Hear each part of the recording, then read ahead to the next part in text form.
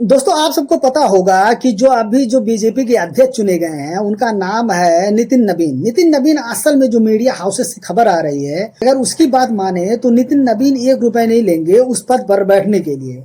और ये समझ सकते हैं, ये ऐसा नहीं कि वहां पर पैसे की प्रॉब्लम है, बीजेपी के पास पैसा नहीं है। बीजेपी के पास इतना आधाधुंध पैसा है, उतना किसी भी पॉलिटिकल पार्टी के पास पैसा नहीं है जितना उसके पास है।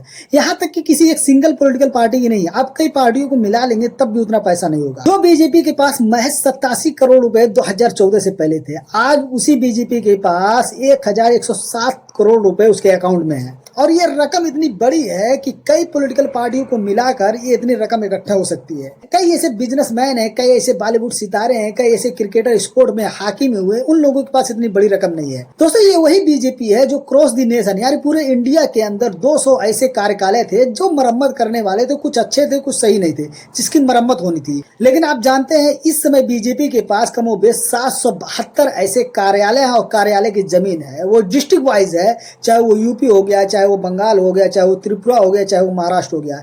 ऐसे तमाम ऐसे स्टेट में उसकी है। हालांकि कुछ कमी है यूपी के अंदर, त्रिपुरा के अंदर, बंगाल के अंदर, लेकिन ओवरऑल और प्रदेशों के अंदर हर स्टेट में एक स्टेट लेवल की एक ऑफिस है, बाकी और डिस्ट्रिक्ट लेवल की ऑफिस होती है। आप जानते हैं कि एक डिस्ट्रिक्ट लेवल की ऑफिस के लिए बीजेपी कितना दे रही है? 1.5 से 2.5 करोड़ रुपए एक डिस्ट्रिक्ट लेवल के ऑफिस के लिए दे रही है, और वहीं स्टेट लेवल की ऑफिस के लिए 3 से 4 करोड़ रुपए दे रही है।